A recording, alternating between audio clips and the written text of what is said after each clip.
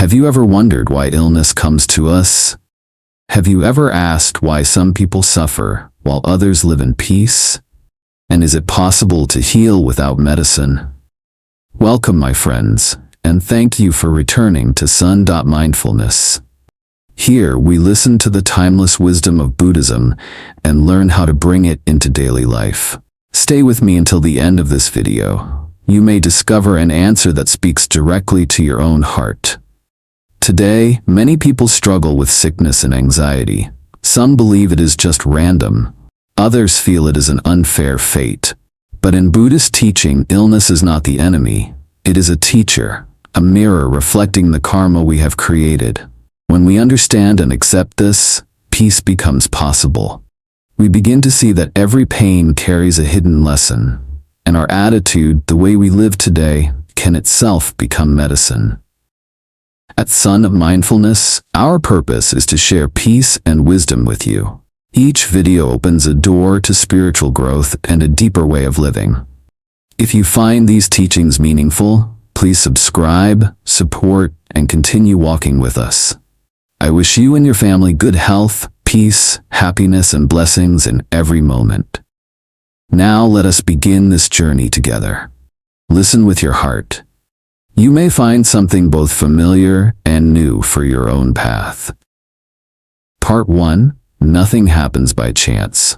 My dear friends, in life, all of us have sighed at times and asked, why is this happening to me? When illness knocks at the door, when the body is no longer strong, we often think it is unfair, or we believe it is only a random twist of fate. But through the light of spiritual wisdom, we are reminded of something deeper. Nothing truly happens by chance. Every seed carries its own conditions. Every result has its roots. This body is like a sacred field. Every thought, every action, every choice we make in life is like a seed planted in that field. I remember one older friend sharing her story with me. In her youth, she worked long hours, slept little, and ate irregularly. Later in life, she developed serious stomach and heart problems. She sighed and told me, "Now I see. The body remembers everything. It returns exactly what I once gave it." Hearing her words, I felt the truth was so clear. In Buddhism, this is called cause and effect, karma. No illness is simply bad luck. Behind it, there may be unhealthy habits toward the body, negative emotions stored for years, or past actions whose time has ripened. Have you ever experienced this? A sickness that made you reflect on your lifestyle? You realize the years of neglect and carelessness are now written on your body. In truth, the body does not betray us. It only mirrors what we have sown. Modern science also affirms this. Doctors say chronic illnesses, heart disease, diabetes, even depression, do not appear overnight. They are the outcome of years of habits. Small choices, repeated again and again, grow into major results. This is no different from the Buddhist teaching. What you sow, you will reap. I want you to imagine this. If every thought is a seed, what kind of seeds are you planting in the field of your life? If you sow seeds of worry, anger, and resentment, what will grow? But if you sow seeds of gratitude, kindness, and love, what kind of harvest will await you? Surely, a garden full of peace, healing, and gentle joy. When we see this truth, illness no longer feels like an unfair punishment.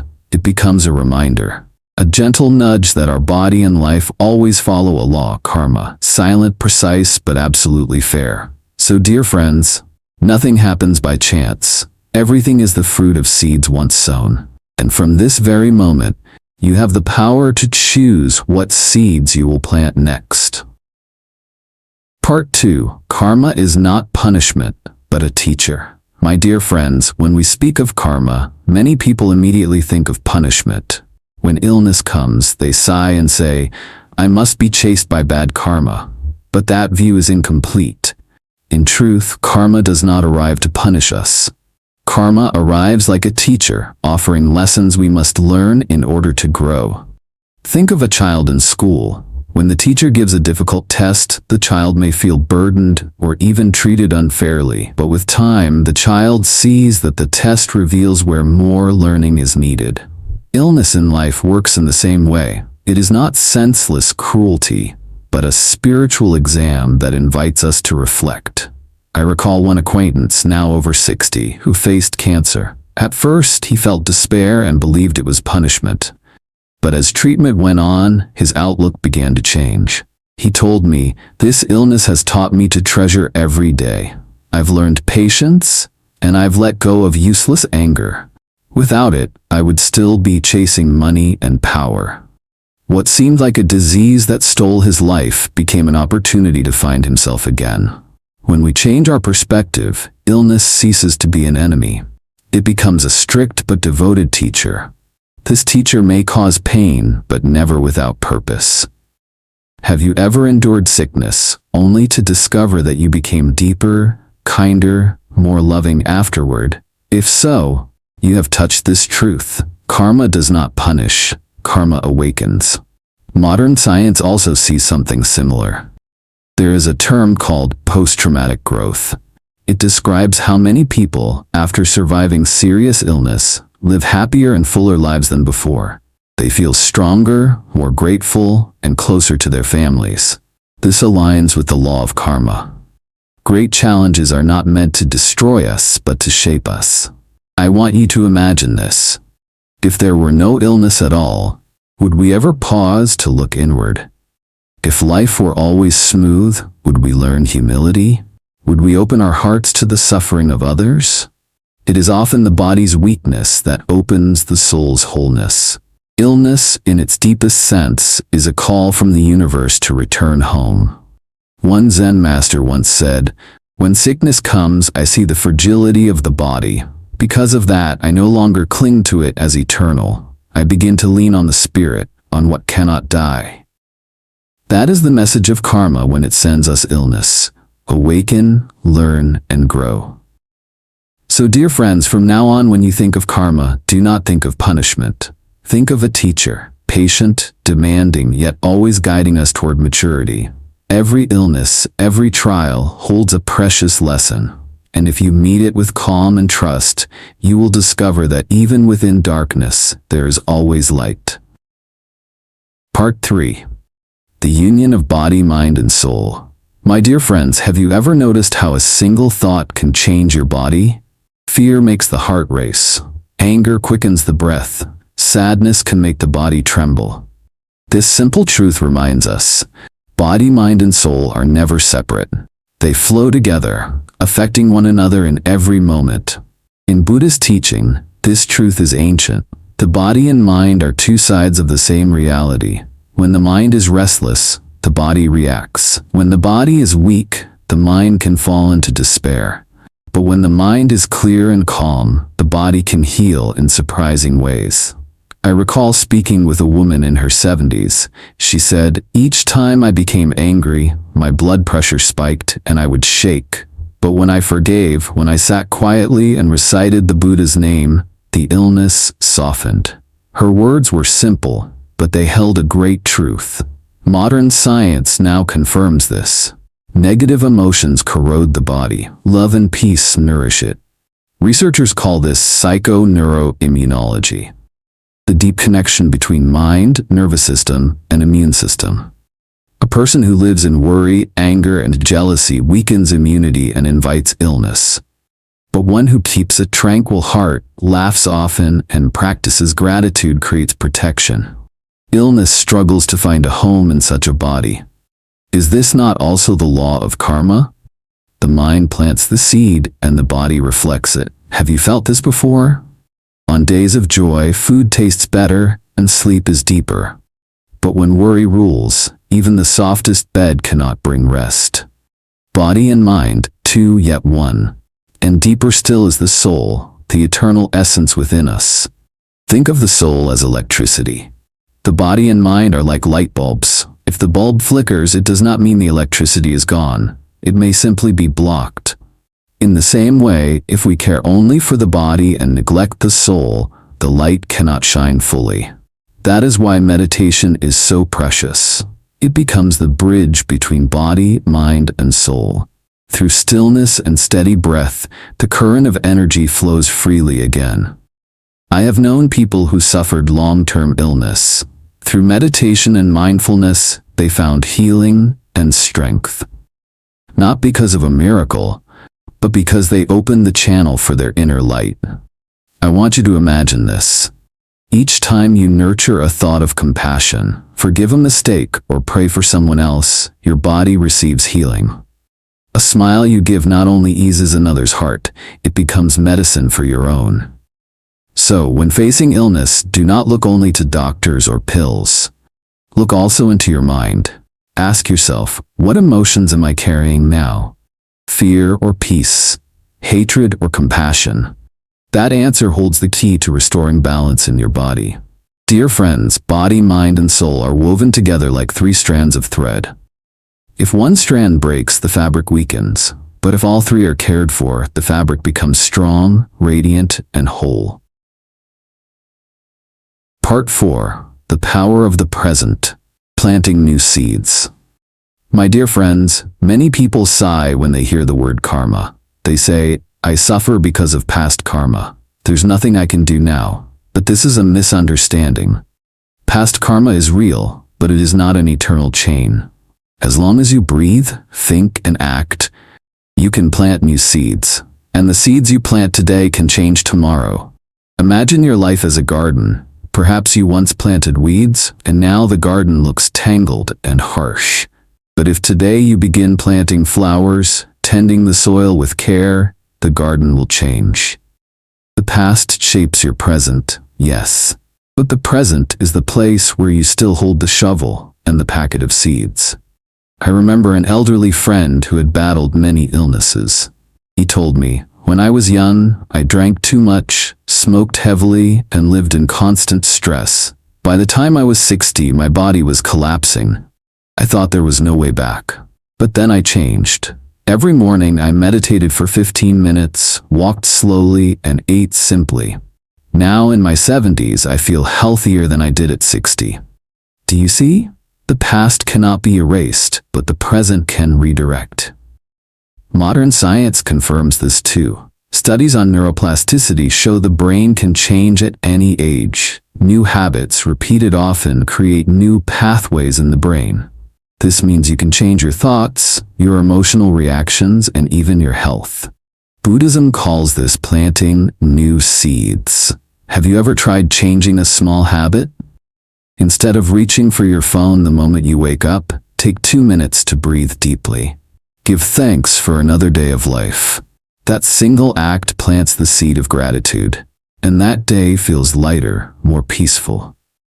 These small acts, repeated, build the strength to transform. But remember, planting a seed does not mean fruit tomorrow. Just like growing a tree, you must wait for the season. Perhaps you meditate for weeks without seeing change. But one day you realize you are less quick to anger. You forgive more easily. You sleep more deeply. That is the moment your seed begins to sprout. The Buddha once said, nothing is ever lost. Everything leaves a trace. A smile given to someone in sorrow. A word of forgiveness offered to someone who hurt you. These are seeds planted in your heart. When conditions ripen, they blossom into peace. For you and those around you. So dear friends, look at yourself today. What seeds are you planting now? If you find anger, plant forgiveness. If you feel lonely, plant love by calling an old friend. If you feel afraid, plant mindfulness with a few deep breaths. These small seeds will become the hidden strength that carries you when hardship comes again. So do not fear karma. Do not believe the past has fixed your future. When you live with awareness, karma becomes opportunity. And in this very moment, you can begin planting a new life. Part 5. Attitude and Perspective Toward Illness. My dear friends, in life, illness visits us all. When we are young, we may quickly recover from a fever or flu. But as the years pass, illness comes more slowly, lingers longer, and often feels heavier. The question is, how do we choose to see it? Most of us see illness as an enemy. When pain arrives, we ask, Why me? Why now? We fight, resist, and try to drive sickness out of our lives. But in Buddhist wisdom, illness is not only an enemy, it can also be a friend, though in a form we struggle to accept. A Zen master once said, "Illness is the alarm clock of life." If you fall asleep on the path, illness rings loudly to wake you up. It reminds us that this body is fragile, impermanent, never fully in our control. It invites us to pause, to look inward, and to ask, how have I been living? How have I cared for myself and loved others? I recall a woman in her 70s who suffered from heart disease for many years. She once told me, "At first, I hated this illness. I thought it stole my freedom, my healthy days. But one day, my perspective shifted. Because of illness, I learned to appreciate every meal, every breath. Because of illness, I learned patience, and I slowed down to truly listen to my husband and children. Do you see? Her attitude transformed her entire experience. Illness was no longer only suffering, it became a teacher." In psychology, there is a concept called meaning-making, the ability to create meaning from experience. Those who see illness as an opportunity to learn often recover better emotionally. Sometimes, they even live more joyfully than before. This aligns beautifully with the Buddha's teaching. Suffering is a truth, but our view of suffering determines whether we are trapped or set free. Have you ever asked yourself, what is this illness here to teach me? Perhaps it teaches humility, reminding us we are not invincible.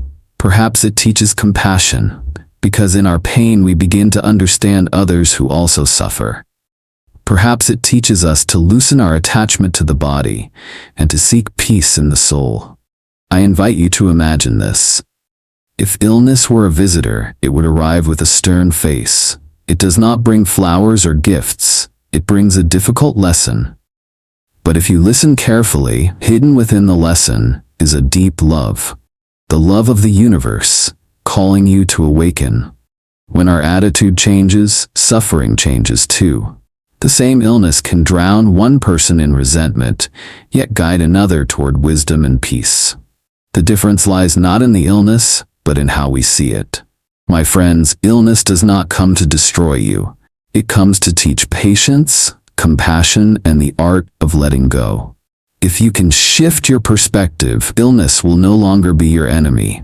It will become a doorway into wisdom, into love, and into peace.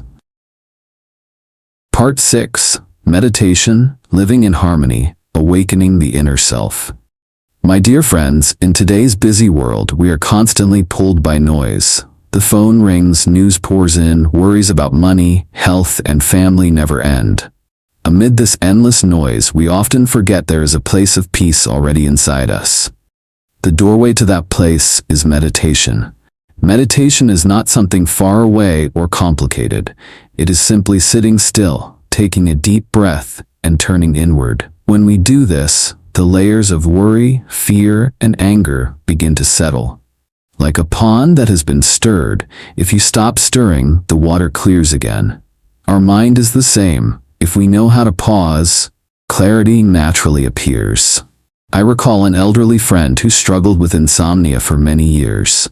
Doctors prescribed medicine, but it only helped a little. Then he tried sitting quietly for 10 minutes before bed. He focused on his breathing, relaxed his whole body. Slowly, his mind calmed, and sleep came naturally. He said, "It wasn't the medicine. It was the silence that healed me." Modern science confirms the power of meditation. Studies show meditation lowers blood pressure, strengthens the immune system, and even slows cellular aging. Neuroscientists have found that those who meditate regularly have stronger brain regions linked to peace and compassion. This shows meditation is not only a spiritual practice, it is a holistic form of self-care. Have you tried sitting quietly for just a few minutes each day? At first, your mind may jump like a restless monkey. Thoughts race, distractions come one after another. But don't give up. Like training a child, patience and gentle care are needed. With time, your mind learns to rest, and in that stillness, you may hear the whispers of your soul. Meditation also helps us live more harmoniously with ourselves and others. When the mind calms, we react less harshly, argue less often. In a family, even one person sitting quietly and breathing deeply can shift the entire atmosphere. I remember an elderly woman who told me, "Whenever my children argued, I simply recited the Buddha's name silently. Soon after, the tension eased." That is the invisible power of a peaceful heart. Picture this. When you sit in silence and breathe deeply, it's like opening a window in a stuffy room. Fresh air and light rush in, refreshing the whole space. Meditation refreshes the mind in the same way. It reminds us that true peace is not outside, but within. The ancients said, "Silence is the language of God." In the stillness of meditation, we sense a great presence, a deep connection with the universe. We realize we are not only this body, but an immortal soul. And in that realization, fear of illness, even fear of death, gently fades away. My friends, meditation does not require becoming a monk or retreating to the mountains. It can begin right on your living room chair, or even on your bed. Just a few minutes each day is enough to plant a seed of peace in your heart and body. And as that seed grows, it becomes the most lasting source of healing you could ever find. Part 7. Connection with ourselves and others through illness. My dear friends, perhaps nothing reminds us of life's fragility more than illness. When we are healthy, we take everything for granted. We walk, eat, talk, and laugh as if it will always be there. But one sharp pain in the chest or a fever that lingers wakes us up. Suddenly, even a single breath feels like a gift. Illness does not only teach us about ourselves, it helps us understand others more deeply. When we hurt, we know how much others must suffer when they hurt. When we are exhausted, we feel more compassion for those who carry their own fatigue. This is the thread of connection. Illness becomes a bridge linking us to one another. I recall a middle-aged man who once shared with me. He said, "When I was healthy, I often scolded my wife for complaining about her aches. But when arthritis struck me, and I could not sleep a single night without pain, I finally understood. Since then, I stopped blaming her. Instead, I massage her shoulders before we go to bed." Do you see? Suffering opened his heart and taught him compassion. In Buddhist teaching, we call this the cultivation of compassion. Our own suffering helps us understand and love the suffering of countless beings. The Buddha once said, "One who sees suffering sees the truth." When we experience illness, we realize that all living beings share this fragile destiny. This realization makes us more grateful, more loving, less demanding. Modern science also observes this. People who survive serious illness often live more altruistically afterward. They devote more time to family, to community, to acts of kindness. Why? Because they have touched the weakness of the human condition. And they discover that true strength lies in connection and love. Have you ever noticed that after illness you became more patient? Perhaps you no longer raise your voice so quickly at loved ones. You realize that time together is more precious than arguments. Or you cherish a simple family meal more deeply, because you remember the days when even one spoon of soup was hard to swallow. I want you to imagine this. What if every illness you face is an opportunity to understand and love more? Wouldn't illness then become a gift?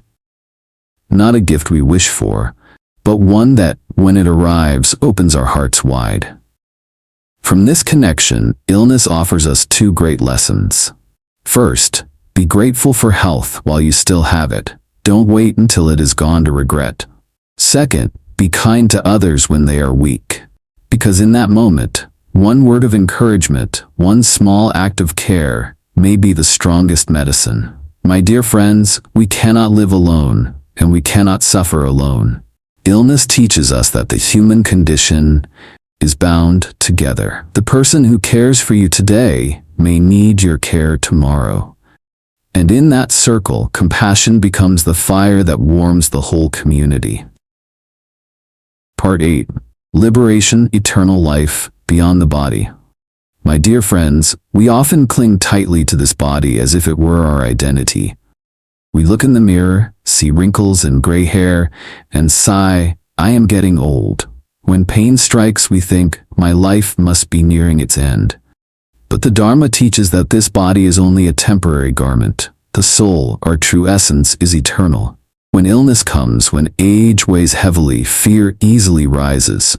We fear losing our health, losing loved ones, and even losing ourselves. But have you ever considered that these losses are like changing clothes? Like replacing an old car that no longer runs well with a new one.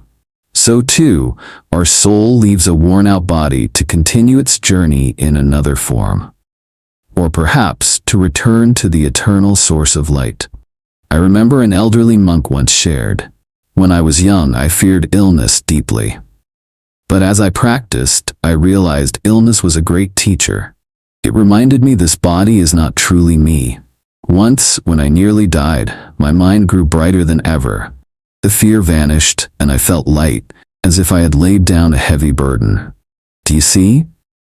Illness may weaken the body, but it can open a door to spiritual freedom. In Western philosophy, Socrates once said, "Philosophy is learning how to die." The Buddha also taught impermanence, that all things change, nothing lasts forever.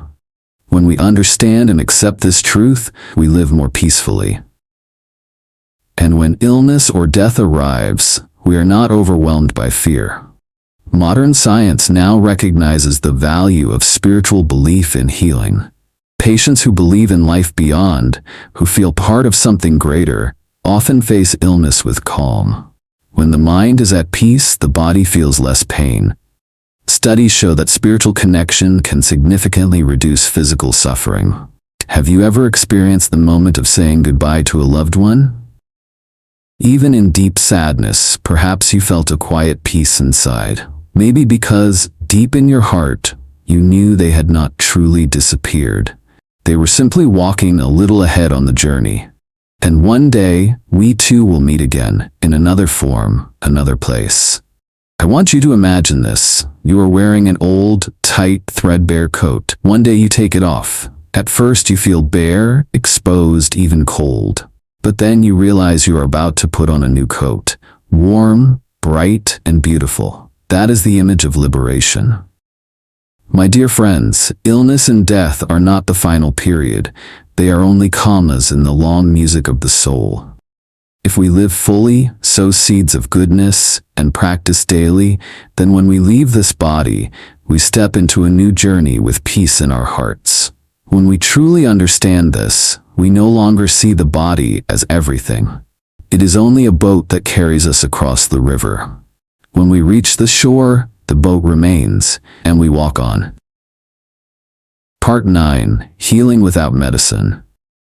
My dear friends, when we talk about healing, most people think first of medicine, doctors and hospitals. Of course, medical science is precious. Pills can ease pain, and surgery can save lives. But alongside these, there is another path of healing, one that requires no medicine, no scalpel. It is the healing born of the mind and of good karma. Have you ever heard the saying, the body may be sick, but the mind remains well? Often, a calm and clear heart is the strongest medicine of all. In Buddhist teaching, this body is the fruit of past karma. Yet in every present moment, we have the power to sow new seeds, and those seeds of goodness become the truest form of medicine. A friend of mine, now in her 60s, once faced late-stage cancer. Doctors told her there was little hope, but she chose a different path. She let go of old resentments. She practiced forgiveness toward those who had hurt her. Each day she meditated, read scriptures, and cooked meals for the poor. Something remarkable happened. Her illness eased and her strength returned. She told me, "Perhaps love has healed me more than any medicine ever could." Modern science supports this truth. Studies show that people who live with gratitude and a positive outlook have stronger immune systems. The psychiatrist Viktor Frankl, a survivor of concentration camps, once wrote, Those who have a why to live can bear almost any how. Spiritual purpose, trust, and compassion can alter the very course of illness. I want you to picture this. Each day you plant a seed of kindness, a smile, a word of encouragement, a gesture of compassion. Over time, these seeds grow into a garden of healing energy around you. And when sickness comes, that garden becomes a shield, softening the weight of suffering and speeding recovery. Have you noticed how two people with the same illness can progress so differently? One improves quickly, while another declines. Often, the difference is not only in medicine, but in the way they live. Those who live kindly, who sow good karma, carry a lightness of heart. That lightness opens the body to healing. In Buddhism, this is called merit. Acts of generosity, helping others, forgiving and nurturing compassion, all create merit. And merit does not wait for some far-off future. It manifests right now as resilience, peace, and unexpected support. A person of merit may still fall ill, but the illness is often lighter, and helping hands appear. My dear friends, healing without medicine is not about rejecting science. It is about complementing medicine with the power of the soul. Medicine can treat the body, but only love, forgiveness, and inner peace can heal the roots of illness in the heart. So if you are unwell today, ask yourself, what seed of goodness can I plant right now? Perhaps you forgive an old hurt. Perhaps you call a friend just to say thank you. Perhaps you simply sit quietly, take a deep breath, and smile at yourself. These are medicines with no prescription, yet they hold remarkable power. This body will one day age and weaken, but the soul can always remain young, radiant, and free. If we learn to sow good seeds each day, then even when illness comes, it will pass like a gentle breeze, unable to break us. And when we understand this, we realize the greatest medicine is not found in a bottle. It is found in cultivating a heart of compassion, peace, and boundless love. Conclusion. My dear friends, we have just traveled a long journey together. 9 chapters like 9 doors, opening to the truth of karma and illness. We have seen that nothing happens by accident. Every joy, every pain is the result of seeds we once planted. Illness is not punishment. It is a teacher, reminding us to live rightly and stay awake. We have learned that body, mind, and soul are always connected. A kind thought can heal. A negative emotion can wound. And even if the past has planted harmful seeds, we can still plant new ones today. Seeds of compassion, forgiveness, and gratitude. Have you ever felt the power of forgiveness? Have you seen how even a small smile can lighten the weight of pain? We also discover that illness teaches compassion. When we suffer, we understand more deeply the suffering of others. And from this understanding, love grows stronger. At last, we learn to rise above the body. This body is only a temporary garment. The soul is eternal. When we realize this, we no longer fear sickness. We no longer fear death. We see everything as a continuing journey. There is even a medicine that requires no medicine. It is living with a kind heart. It is creating good karma day by day so that merit becomes a shield to protect us. Are you ready to plant a new seed today? A word of gratitude, a moment of forgiveness, a small act of kindness. This is how we begin to heal ourselves. This is the gift we leave for the world. Thank you for staying with Son.Mindfulness until the very end of this video. If you found these reflections helpful, please like, share, and subscribe so we may spread wisdom and love together. I invite you to leave your thoughts or questions in the comments. Your sharing may become an inspiration for someone else. May you and your family always enjoy good health, peace, happiness, and many blessings on this journey. I am grateful for your presence. Thank you.